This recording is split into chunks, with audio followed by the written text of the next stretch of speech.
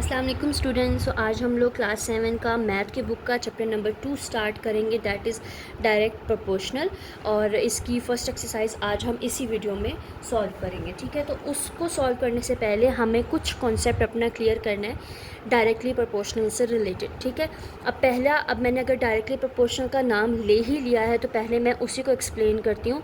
ये जो आप साइन देख रहे हैं, ये वाला साइन, ये कहलाता है डायरेक्टली प्रोपोर्शनल का साइन। ठीक है, और ये इक्वल होता है के। ठीक है, याद रखना, जब भी आपका ये डायरेक्टली प्रोपोर्शनल, इसका मतलब होता है ये किसका साइन है, डायरेक्टली प्रोपोर्शनल का। ठीक है, जहाँ पे भी ये होगा उसका मतलब है आपने इक्वल डाल के इक्वल रखना। ठीक है, अब अगर मैंने बोला है कि x जो है वो डायरेक्टली प्रोपोर्शनल है y के, सो x हम लिखेंगे ऐसे, x is directly proportional to y। अब ये डायरेक्टली प्रोपोर्शनल किसके इक्वल हमने भी पढ़ा, के इक्वल है। सो आप लिखोगे x इक्वल टू के y, यानी कि जो k है वो y से क्या हो जाएगा, मल्टीप्लाई हो जाएगा। तो हमारा ये फॉर्मूला बनेगा। तो ये कंफ्यूज नहीं होना, अगर क्वेश्चन में लिखा भी है, आपकी एक्सरसाइज में क्वेश्चन है ऐसा कि x जो है वो डायरेक्टली प्रोपोर्शनल है y के, तो डायरेक्टली प्रोपोर्शनल से मुराद आपका ये साइन है और इसकी जगह आप क्या पुट करेंगे, k पुट करेंगे। ठीक है, एक तो ये हो गया छोटा सा कंसेप्ट डायरेक्टली प्रोपोर्शनल का। दूसरा, उन्होंने यहाँ पे दो फार्मूलाज दिए हुए हैं, आप जो इजी है वो करना। ठीक है, अब मैं जो सबसे इजी मेथड वही मैं आपको समझाऊंगी और वो फिर आपका इजीली क्वेश्चन सॉल्व हो जाएंगे। अगर हम पहले देखते हैं, पहला हमारा जो क्वेश्चन है, if 6 kg of biscuit cost 27, हमारे पास 6 kg बिस्किट है। ठीक है, तो हम यहाँ पे लिख लेंगे, पहले डाटा बनाना है और जैसे मैं बना रही हूँ वैसे ही बनाना है। ठीक है, पहले आप लिखो kg कितने थी, 6, तो kg के नीचे 6 लिखोगे। ठीक है, उसके बाद उसकी कॉस्ट, यानी कि उसके पैसे कितने हैं, तो kg के सामने कॉस्ट लिखोगे जो हम निकाल रहे हैं 27, तो $27 उसके नीचे लिखेंगे। सॉरी मैंने ऊपर लिख दिया, चलो ये 6 हम यहाँ लिख लेते हैं। ठीक है, तो ये ऐसे हो गया। उसके बाद फिर calculate the cost of 13 kg, हमने कॉस्ट निकालनी है किसकी, 13 kg की। 13 kg की नीचे ही 13 लिखेंगे और कॉस्ट हमने निकालनी है, तो जो चीज़ निकालनी हो वहाँ पे आप x लिखोगे। ये हमने सवाल लिख लिया। मैं दोबारा रिपीट कर रही हूँ, आपने सबसे पहले ये ध्यान में रखना है कि हम फाइंड क्या करें, हमारे पास कौन सी वैल्यूज़ गिवन है। kg, यहाँ पे भी kg है, पहले सिर्फ kg लिखो। कितने kg है हमारे पास, 6 kg है, हमने 6 kg लिख लिया। और उसकी कॉस्ट कितनी है, वो 27, वही कॉस्ट लिख के मैंने उसके सामने लिखना है आपने। ठीक है, फिर उन्होंने कहा है कैलकुलेट द कॉस्ट। अब हमने दूसरी कॉस्ट को क्या करना है, कैलकुलेट करना है। तो जहाँ पे कैलकुलेट करेंगे वहाँ x आएगा। उसकी कॉस्ट कितनी है, 13 kg, तो 13 उसके सामने लिखेंगे। ये था हमारा थोड़ा सा, इसका हमने फर्स्ट स्टेप कर लिया। अब ये हमारे पास क्या है, x1। ठीक है, याद रखना, ये हमारे पास है x2, ये हमारे पास है y1, ये हमारे पास है y2। अब आप अगर यहाँ फॉर्मूला में देखो तो हमारे पास लिखा हुआ है कि x2 divided by x1 equal to y2 divided by y1। तो ये हम फॉर्मूला भी यहाँ पे यूज़ करेंगे, लेकिन इजी मेथड मैं आपको बता रही हूँ, जब भी आप कोई भी चीज़ फाइंड करोगे ना, जैसे अभी हमने x फाइंड करना है, हमेशा उसको शुरू में लिख दो। ठीक है, यानी कि हमारे शुरू में क्या आ गया, y2।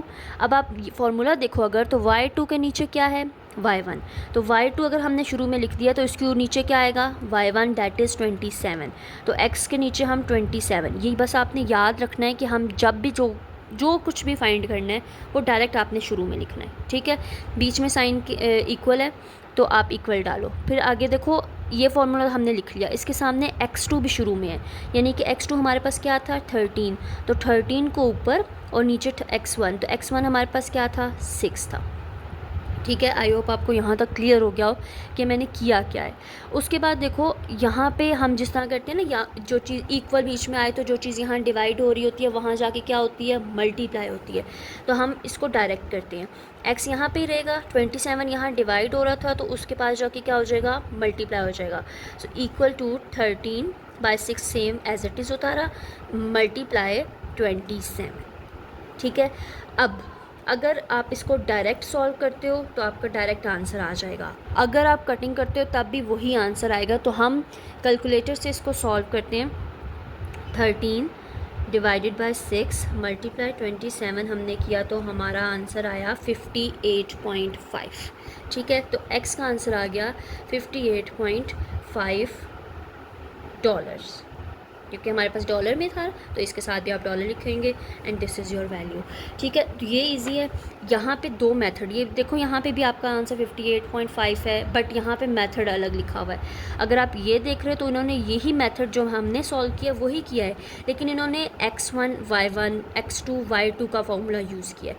बट आप ये फॉर्मूला यूज़ कर लो, ये ईजी है, इससे कोई कन्फ्यूजन भी नहीं होगी, आप भूलोगी भी नहीं।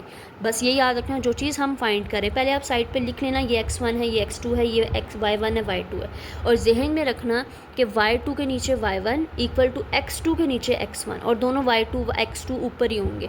तो जो भी चीज़ फाइंड करनी है वो डायरेक्ट शुरू में लिख दो हर सवाल में, और उसके नीचे फिर आपने बाकी चीज़ें जो मैंने जैसे समझाया।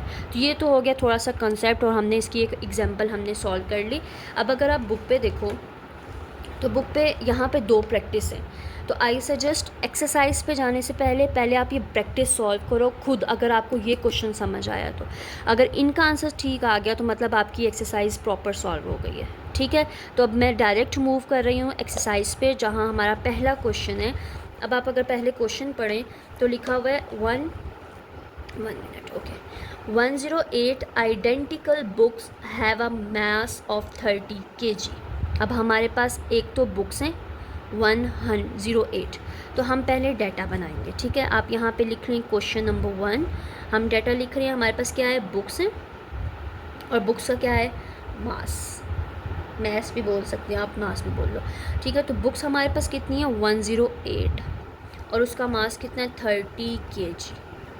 ठीक है, find the mass of 150 books. अब दो पार्ट है इसके पहले पार्ट में बोला है कि इसका आपने मास निकालना है, तो मतलब x, और इसकी बुक्स कितनी है 150, तो x के सामने 150। ठीक है, तो पहले हमने ये बना लिया।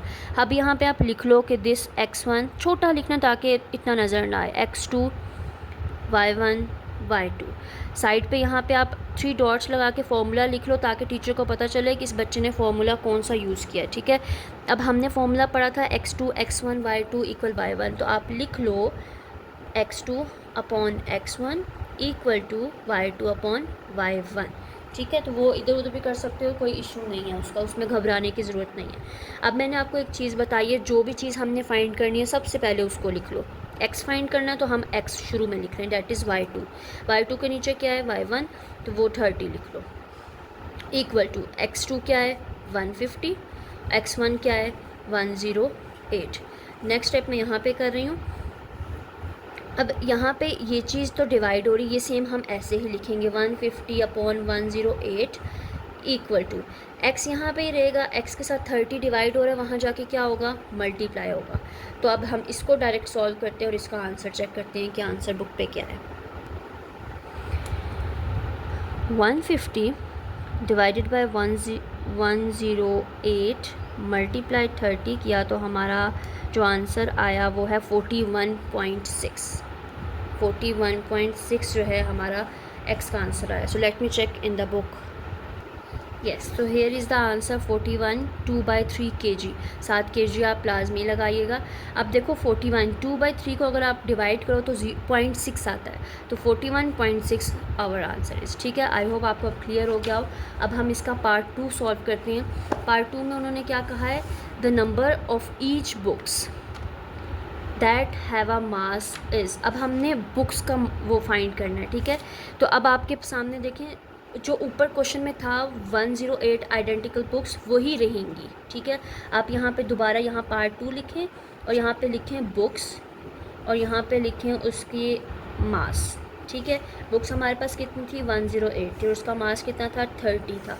अब उन्होंने कहा है find the number of books. अब हमने बुक्स फाइंड करनी है और जिसका मास हमारे पास 20 kg है। ठीक है, अब बुक्स फाइंड करेंगे तो फॉर्मूला हमारे पास हमें पता है, अभी हमने सॉल्व किया है कि हम साइड पे आप फॉर्मूला अगेन लिख लें कि x2 y2 x1 y1। ठीक है, तो जो भी चीज़ हमने शुरू फाइंड करनी है वो हम शुरू में लिखेंगे, यानी कि ये जो x2 था ये शुरू में आ जाएगा। x2 क्या है हमारे पास x1 क्या है 108, इक्वल टू y2 क्या है 20, y1 क्या है 30।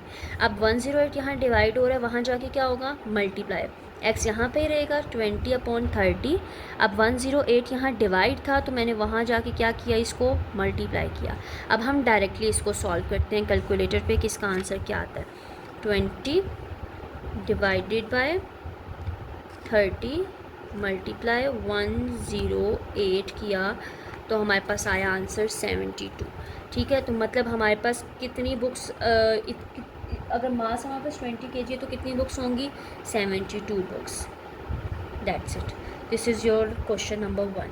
सो आई होप ये बहुत ईजी क्वेश्चन है, आपको अब समझ आ गया। आप move to the question number 2।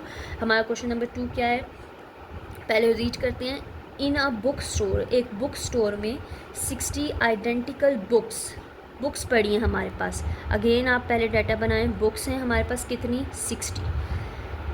Occupy a length, क्या गिवन है उसकी लेंथ, तो साथ साथ लिखे हैं और साथ साथ ताकि आपको समझ आ जाए। लेंथ कितनी है 1.5 मीटर।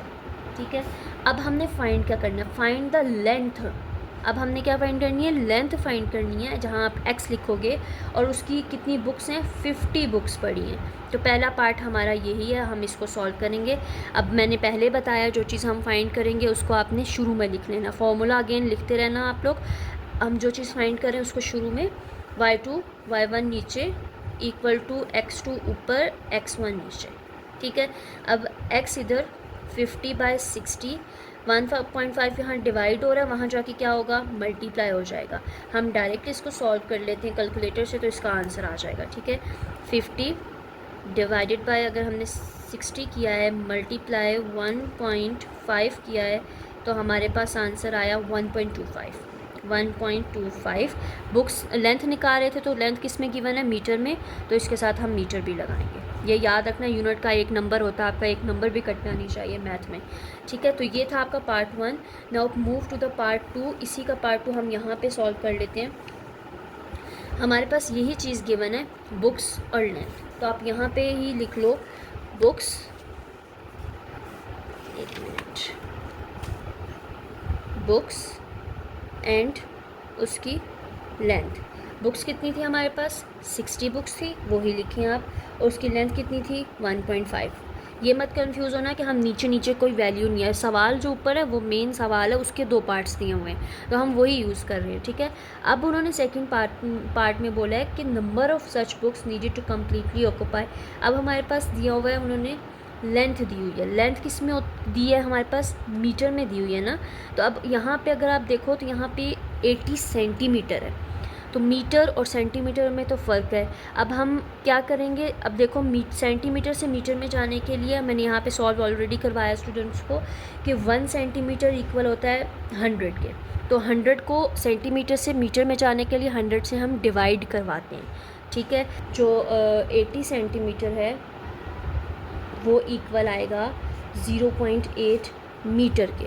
ठीक है, तो आपने क्या करना है, आपने याद रखना है कि 1 मीटर जो होता है वो इक्वल होता है 100 सेंटीमीटर के। तो मैंने 80 को डिवाइड करवाया है 100 से, तो हमारे पास जो आंसर आया है वो आया है 0.8 मीटर। तो अब मीटर में वही मैं लेंथ यहाँ पे लिख लूँगी 0.8 मीटर, और बुक्स जो हैं अब हमने फाइंड करनी है। तो ये क्वेश्चन ऐसे नहीं आपने उठा के लिख देना कि अगर मीटर है तो उसके नीचे सेंटीमीटर लिख दो। क्वेश्चन ध्यान से देखना है कि अगर ये मीटर में है तो ये भी मीटर में होनी चाहिए, तो अगर नहीं है तो आप सेंटीमीटर से मीटर में कन्वर्ट करोगे। अगर आपका केजी गिवन है किलोग्राम, तो आप अगर ग्राम में है तो उसको भी चेंज करना है आपको। तो ये चीज़ें ध्यान में रखनी है, उसके बाद इसको सॉल्व करना है। ठीक है, अब हमारे पास डाटा आ गया, अब हम इसको सॉल्व करते हैं। हमने x2 फाइंड करना है, तो बुक वाला फॉर्मूला लगाएंगे, x2 x1 equal to y2 y1। x2 हमारे पास क्या है x है, तो जो चीज़ फाइंड करनी है वो हम शुरू में लिख रहे हैं। नीचे उसके क्या है 60 इक्वल टू 0.8 डिवाइडेड बाय 1.5। ये यहाँ डिवाइड हो रहा है, वहाँ जाके इक्वल के उस तरफ जाके मल्टीप्लाई हो जाएगा। x इक्वल टू 0.8 1.5 मल्टीप्लाई 60 किया, इसका आंसर हम डायरेक्ट निकालते हैं। 0.8 डिवाइडेड बाय 1.5 मल्टीप्लाई 60, तो हमारा आंसर आया 32। तो कितनी बुक्स हैं? 32 बुक्स। यहाँ पे 7 बुक्स भी लिख दें, दैट्स इट। ठीक है, तो ये था आपका क्वेश्चन नंबर 2। आई होप आपको इसमें क्लियर हो गया हो। पार्ट वही है सारे, सेम टू सेम, बट इसमें हमने एक चीज़ नहीं सीखी है कि सेंटीमीटर में गिवन थी लेंथ और मीटर में ऑलरेडी गिवन थी, तो हमें सेंटीमीटर से मीटर में करनी थी। ठीक है, तो अगर हमने मीटर से सेंटीमीटर में क्यों, मतलब मीटर को सेंटीमीटर क्यों नहीं लिखा, क्योंकि वो हमारा मेन पार्ट था, मेन क्वेश्चन था, और जो सेंटीमीटर वाला था ये हमारा पार्ट था, तो पार्ट टू क्वेश्चन के हमने इक्वल लाना है। ठीक है, तो इसलिए मैंने ये किया। तो अब now move to the question number 3, जो कि हम उसको सॉल्व करते हैं। ओके, अब अगर आप इंटरमीडिएट लेवल का क्वेश्चन नंबर 3 जो है, यहाँ से इंटरमीडिएट लेवल स्टार्ट हो रहा है। 3 क्वेश्चन है हमारा, find the cost of 10 kg of tea leaves. हमने कॉस्ट निकालनी है, ठीक है, मतलब सी कॉस्ट निकालनी है। तो हम ऊपर लिख ही लेते हैं कि हमारे पास ए पार्ट में kg गिवन है, ठीक है, यहाँ पे लिखें डायरेक्ट kg किलोग्राम, और दूसरी हमने क्या निकालनी है? कॉस्ट। तो कॉस्ट आप यहाँ पे लिखें, ठीक है। kg कितना है? 10 kg है। उसके बाद व्हेन 3 kg ऑफ लीव, इसी की 10 kg की ही निकालनी है, जबकि हमारे पास जो 3 kg की टी लीव्स हैं, 3 kg ये ऑलरेडी गिवन है, उसकी कॉस्ट भी लिखी हुई है, दैट इज़ $18। ठीक है, अब दोबारा बता रही हूँ, उन्होंने कहा है फाइंड द कॉस्ट ऑफ, या तो आप कॉस्ट को शुरू में भी लिख सकते हो, ठीक है, बट मैंने यहाँ पे लिख लिया क्योंकि हमारे पास पहले शुरू में 10 kg था। 10 kg की कॉस्ट हमने फाइंड करनी है, इसीलिए मैंने उसके सामने लिखा है। जब आप आगे देखो तो 3 kg of tea leaves, 3 kg की ऑलरेडी हमें कॉस्ट पता है, डेट इज़ 18। अब इस क्वेश्चन को हम सॉल्व करते हैं, कैसे करेंगे? अब ये देखो, ये तो हमारे पास है x1, ये है x2, ये y1 है, ये y2 है। तो हम फॉर्मूला में पहले शुरू में क्या लिखते हैं? y2 लिखते हैं। तो अब इसको हम कैसे सॉल्व करेंगे? यानी कि हम y2 को y1 को अब हम नीचे रख लेंगे। लेकिन अगर आप बुक में देखो तो आपका सेकंड फार्मूला भी यहाँ पे दिया हुआ है, y1/x1। अगर हमारे पास शुरू में मैंने क्या बोला, जो वैल्यू अगर हम फाइंड करनी है वो शुरू में लिखो, ताकि हमारा आंसर कोई गड़बड़ ना हो। मैंने अब y1 को शुरू में लिख दिया। अब लेकिन जब आप ऐसी सिचुएशन आए तो y1/x1, उसके सामने जो है 10 ये आएगा। फिर अगर y2 है तो y2 के सामने नीचे क्या आएगा?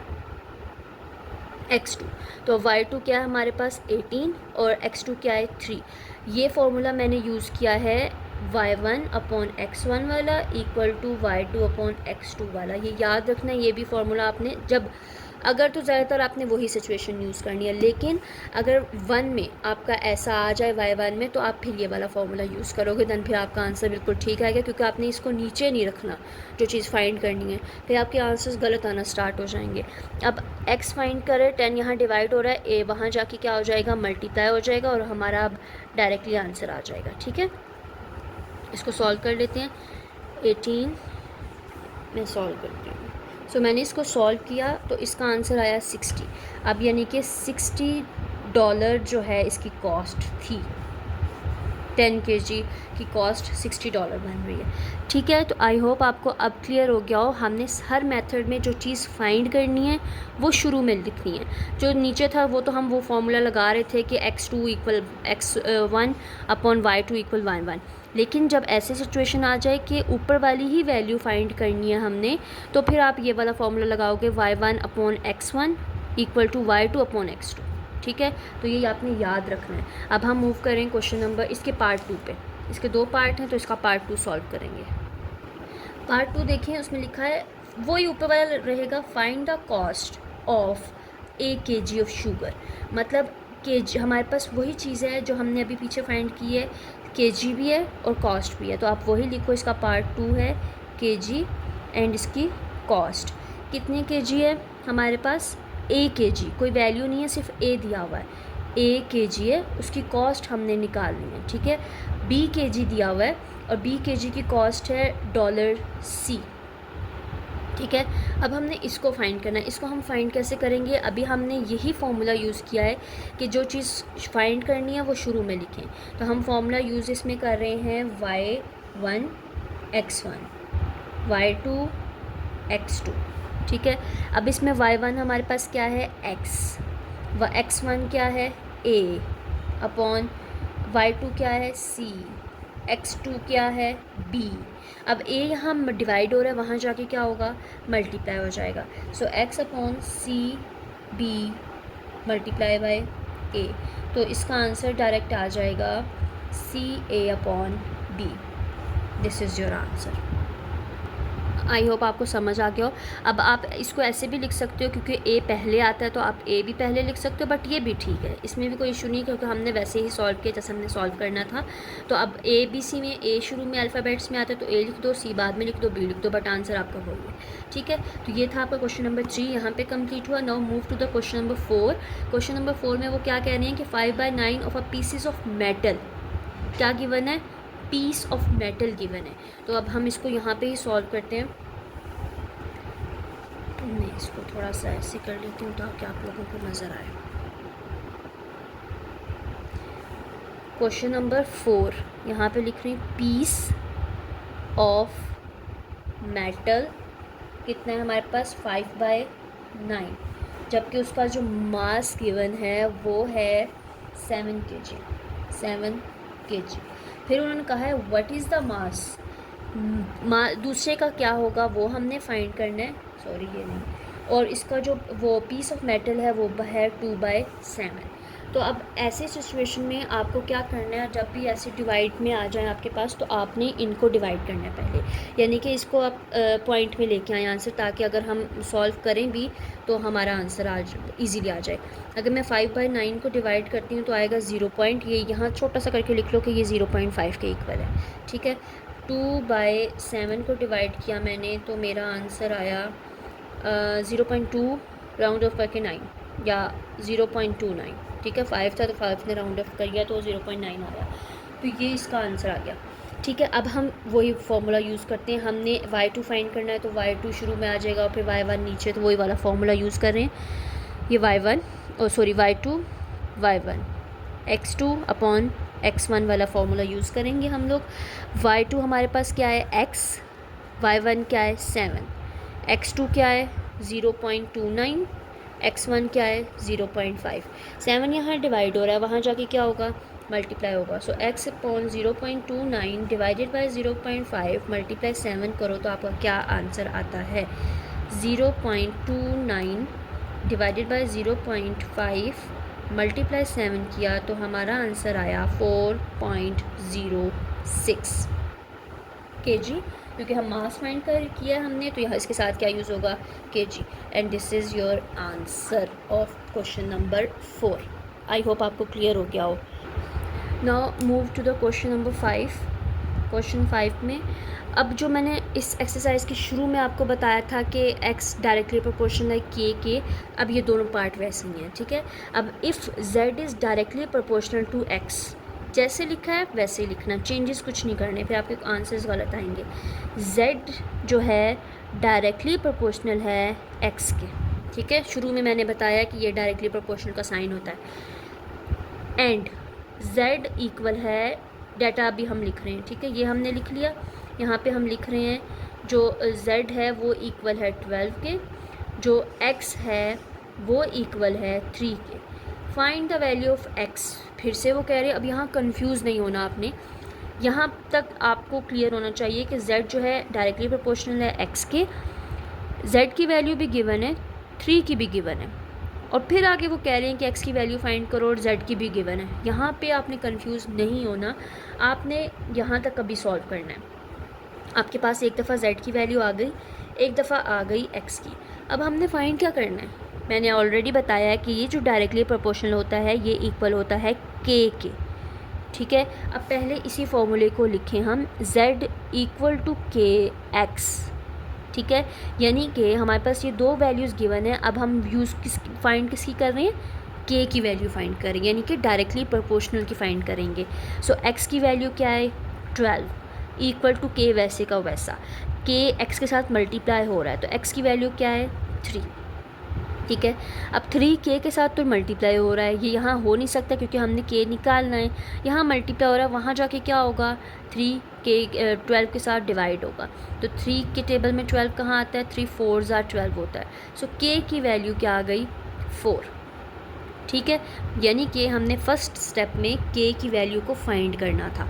अब अगर आप आगे देखें तो आगे लिखा है find the value of x. इसी क्वेश्चन में आगे सॉल्व करना है। अब हमने के की वैल्यू को यूज़ करना है, इसलिए हमने पहले ये निकाल लिया। उन्होंने कहा है आपकी एक्स की वैल्यू आपने फाइंड करनी है, जबकि जेड की वैल्यू आपके पास गिवन है 18। ठीक है, तो अब देखो इस फॉर्मूले में, इस वाले में z आ गया, x फाइंड करना है, k भी आ गया, अभी आपने निकाला, तो अब हम इसको यूज़ करेंगे। यही फॉर्मूला आप यहाँ लिखो आगे कि z इक्वल के एक्स। z की वैल्यू क्या है भाई, वो वाली यूज़ नहीं करनी, वो हो गया अब हमारा।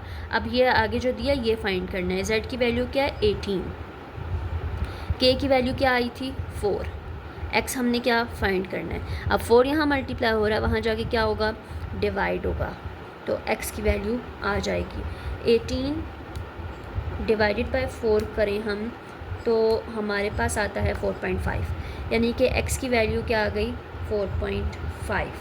This is your answer, question number 5। ठीक है, अब हम लास्ट क्वेश्चन है इस एक्सरसाइज का, क्वेश्चन नंबर 6, वो सॉल्व करते हैं। If b is directly proportional to a, same आपका ये 5 की तरह है। अगर क्वेश्चन नंबर 6 जो है b जो है वो डायरेक्टली प्रोपोर्शनल है a के, तो आपके पास b की वैल्यू गिवन है। ठीक है, b किसके इक्वल है 3 के, और a भी है, a इक्वल है 18 की, यानी हमने सबसे पहले क्या फाइंड करना है, k की वैल्यू फाइंड करनी है। ठीक है, तो अब इसको पहले लिख लें कि b इक्वल के a, b की वैल्यू क्या थी 3, यहाँ पे 3 लिखें, k वैसे का वैसा, a की वैल्यू है 18। अब 18 यहाँ मल्टीप्लाई हो रहा है, वहाँ जाके क्या होगा, डिवाइड होगा, और आपका k का आंसर आ जाएगा। तो 3 डिवाइडेड बाय 18 करेंगे तो 1/6। उसको अगर हम इसको 3 1 3 3 6 18 होता है, वैसे भी लिख लो 1/6, और इसको अगर आप सॉल्व करो तो 0.16 इक्वल टू k, आपका k का आंसर आ जाएगा। ठीक है, तो अब सेकेंड पार्ट ये है कि अब हमने b की वैल्यू फाइंड करनी है और a की वैल्यू गिवन है। a किसके इक्वल है, a हमारे पास है 24, b हमने फाइंड करना है, k हमारे पास आ चुका है। इसी फॉर्मूले में यूज़ करेंगे, b इक्वल टू के a, b की वैल्यू फाइंड कर रहे हैं हम, k की वैल्यू क्या है 0.16, ब्रैकेट डालो, a की वैल्यू है 24। ये ब्रैकेट्स जब भी हों यानी कि हम दोनों को मल्टीप्लाई करवाते हैं। 0.16 मल्टीप्लाई 24, तो हमारा आंसर आया 3.84। b equal to 3.84। This is your answer and here your exercise is completed। और आप ये भी देखना कि आपके बैक पे इसका आंसर है 4। अब यहाँ पे हमारा आया 3.84, तो कंफ्यूज नहीं होना, ये 8 है। यहाँ पे अगर पॉइंट के बाद 5 या 5 से बड़ी वैल्यू हो ना, तो अपना एक नंबर इसको दे देता है, तो ये 8 से क्या बन जाएगा, 3 से क्या बन जाएगा 4, और आगे वाली वैल्यूज़ ऑटोमेटिकली 0 हो जाएंगी। ये क्लास 3 से बच्चे सॉल्व करते हैं, एस्टिमेशन इसको कहते हैं, तो ये पता होना चाहिए। तो कंफ्यूज नहीं होना कि हमारा आंसर 3.84 आ रहा है तो पीछे 4 है, तो ये राउंड ऑफ होकर आपका आंसर 4 बन जाएगा। ठीक है।